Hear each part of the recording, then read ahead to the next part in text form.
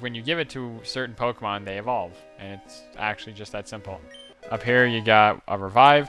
Revive brings a Pokemon back from being fainted.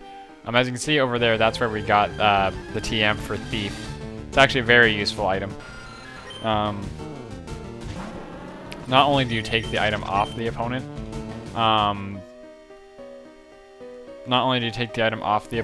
you actually get to keep it. It's not just like knockoff where you get rid of it. Thief will actually take it and equip it to the Pokemon that took it, actually. Speaking of that, there was a funny story. For those of you who don't know, in Generation 3 and 4, I believe, and ever since, Chansey has, the Pokemon Chansey has a chance of holding an item known as a Lucky Egg. A Pokemon holding the Lucky Egg actually gets more experience. So for training Pokemon, it's actually a really good item. So in Gen 4, I was trying to get one in Heart Gold, Soul Silver. So I went to where they were, and they don't show up all that often. And in fact, I believe they might be I believe they're potentially what's the word? They're potentially a swarm Pokemon. Either way, I was in the area and I was finding a good chunk of them, and I have my Sneasel just thieving every single one of them. And the first one I got, it had an Oval Stone, so I was like, that sucks. So then I kept fighting and fighting and fighting, kept thieving. None of them were giving me anything.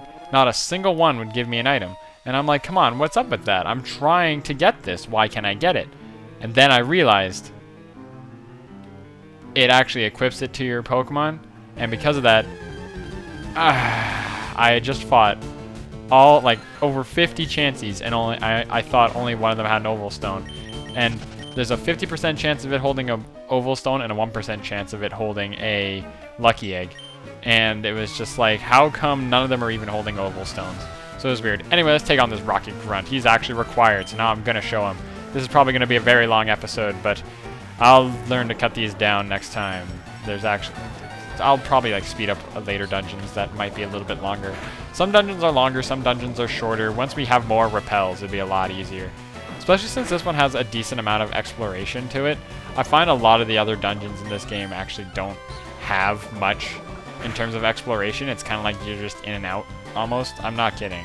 It's actually pretty bad. Anyway, this Rattata is going to go down. We're actually running out of PPs. If you didn't know, every move can only be used so much. So there goes the Rattata. And we get some experience. Zubat. We're going to throw out Sorback, I guess. Funny thing about Ivysaur, the Pokemon.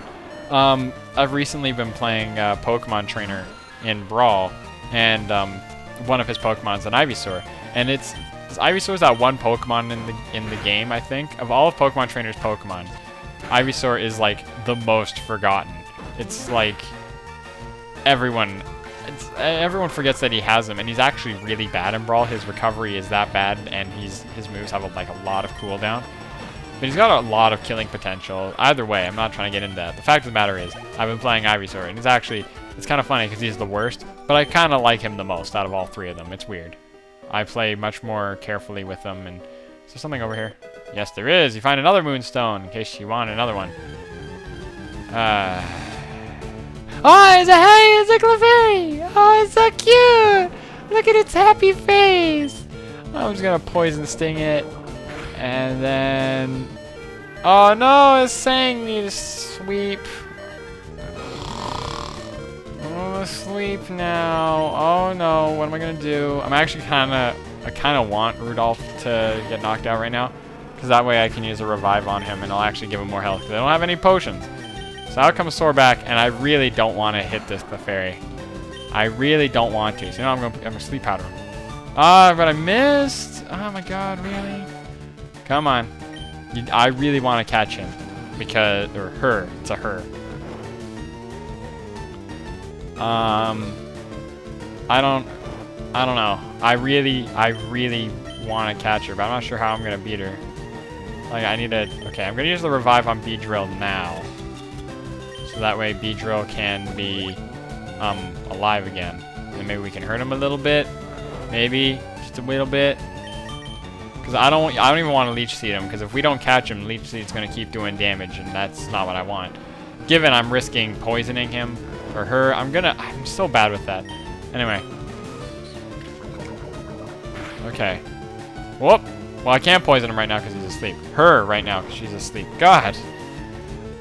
I'm so bad with that. It's like mainly with Pokemon because it's like Pokemon, you have to look up there for their gender. You can't even really tell like physically. And even when they started doing that, where like the male Pokemon looks slightly different than the female, it's nothing like instantly noticeable. It's like with Gabite. It's like, oh, there's like a little notch in his fin. Oh, isn't it obvious? It's not always obvious.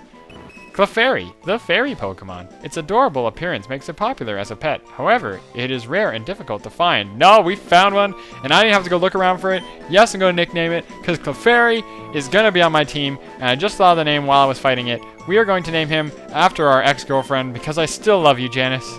Janice, look what I did. Look what I did. Get it? Because you're as pretty as a fairy. You're like an angel. I'm going to name Clefairy Janice, because it's a girl. Anyway. There's only one more trainer we need to take care of in here. Do I have any items to wake her up? Because she's asleep and I kind of want her awake. No, I do not have anything. Oh, we do have an Ether. Ether actually increases PP. A Moonstone actually evolves Clefairy. And you're probably going to... Any Pokemon fan's going to be yelling at the screen like, why aren't you evolving him right now?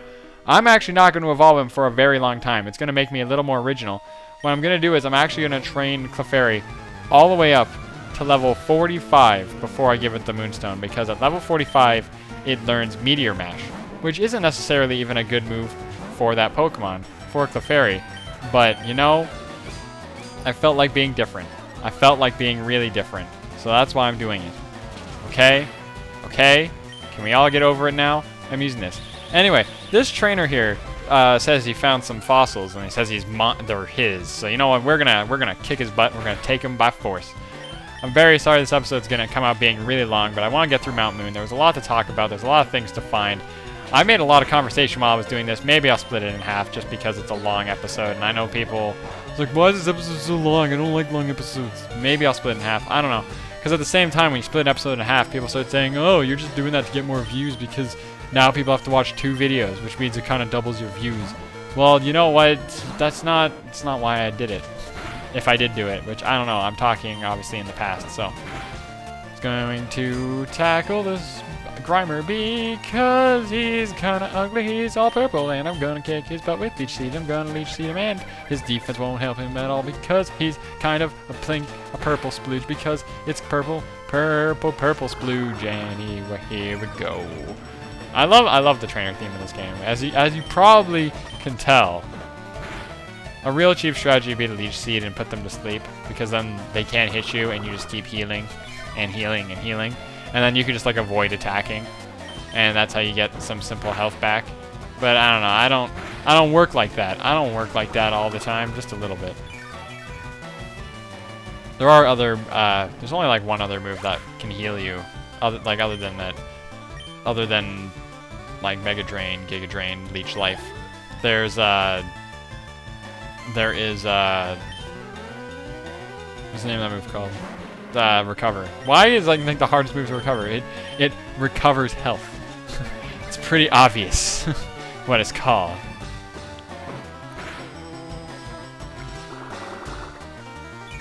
You know what I might do this episode?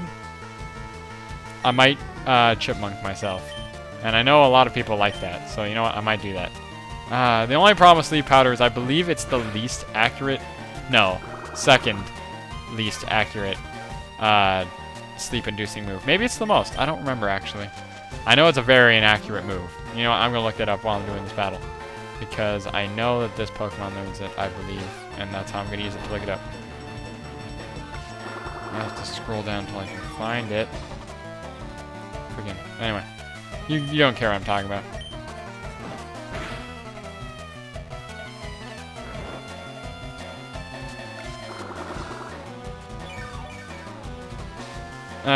What is going on? Okay, this battle's getting stupid. This is too easy. I know the least accurate sleep-inducing move is by far Sing. So I just gotta look at, yeah, okay. Yeah, Sleep Powder has an accuracy of 75. Sing has an accuracy of 50%. So, that's really bad. But, you know, I think Sleep is like, it's very bad when it comes to, it's really bad when it comes to competitive play. Because in competitive play, it's like, well, Sleep's actually really good in competitive play because those 2 turns, I think it's just underrated. People don't use it. People like Poison and Paralysis more because it does other things. But, I feel that, man, I'm completely losing my train of thought now. Sleep Powder and sleep-inducing moves are very underrated, I find. I don't know. A lot of people use them, but I find that people generally prefer Poison Powder and Stun Spore because Stun Spore stays on them forever because it's paralysis, and paralysis you can't get rid of, whereas Sleep you eventually wake up. Poison Powder also, like Poison also stays on them forever, but it also hurts them. So it's people like that for the aggressive nature of it, to be super aggressive like that and keep doing passive damage. People like passive damage as opposed to passive sleeping.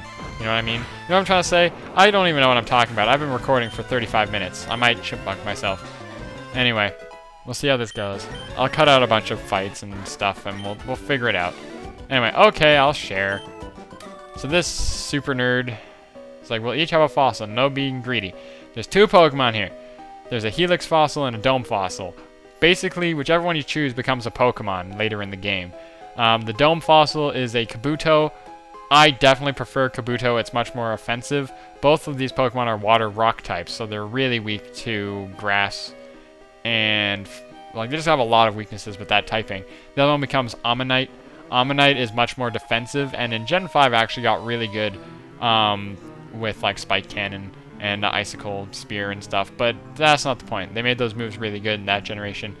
Basically, I am just going to go with the Dome fossil because I love Kabuto.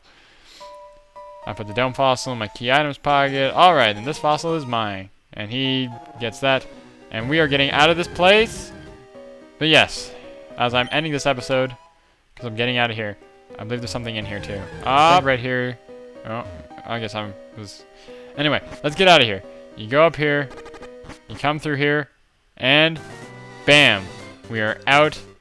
Route 4, we made it out of Mount Moon. However I did to speed up this episode, thank you guys so much for watching. Next time on Pokemon FireRed, we are going to be heading off towards the next area, and we are going to, you know, we're gonna figure stuff out. This was a long episode, I know, a very long episode, but you know what?